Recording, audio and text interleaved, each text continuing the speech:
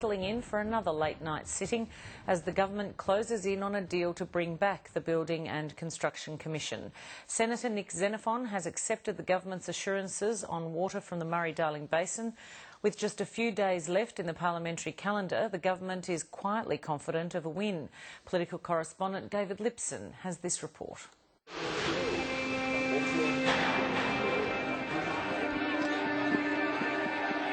Now they stand against the restoration of the rule of law to the construction sector.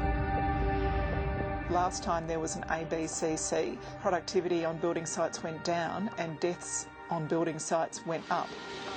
It'll civilise the building construction industry, where everyone can come to work without the fear of being intimidated. Everybody knows this is an ideology. Everybody knows that this is a backdoor way to go back to work choice. It's been a powerful instrument of industrial relations policy and a political plaything for well over a decade. Now the Australian Building and Construction Commission is on the verge of a comeback. It needs to be brought back into existence.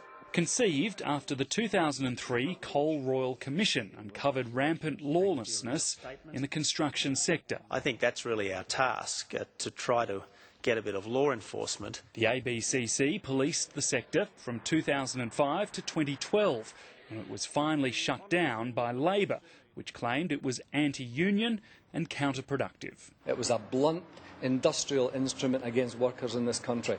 But soon after that, the Abbott opposition promised to bring it back. And it will be fully operational again within months of the election of a coalition government. Months turned to years as it was blocked in the Senate, and after another Royal Commission into unions, it was Prime Minister Turnbull who saw it voted down a second time, giving him the instrument needed for an early election. The ABCC will be a trigger for a double dissolution election. Now, with just days until Parliament rises for 2016, years of back and forth is about to settle once more. It's created a lot of uncertainty. Let's not beat around the bush. It has, but the clear call from our members and those who are responsible in the construction industry, there's a clear need for the ABCC to be back.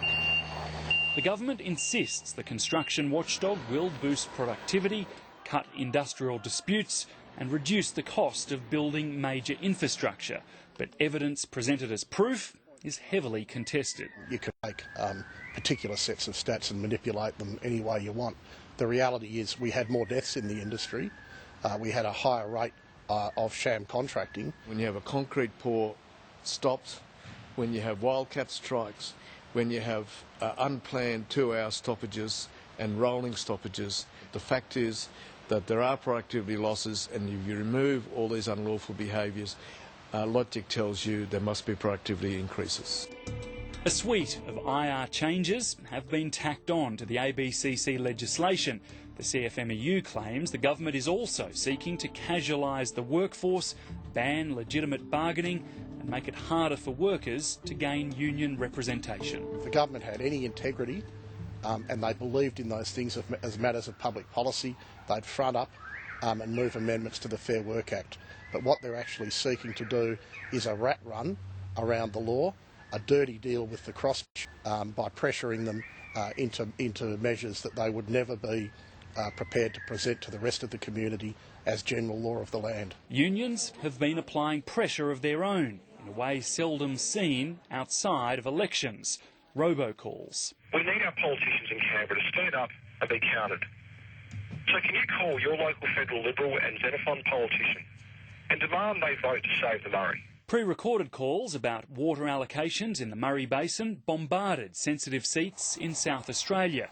The goal, not just an outcome on water, but industrial relations as well. And it worked a treat.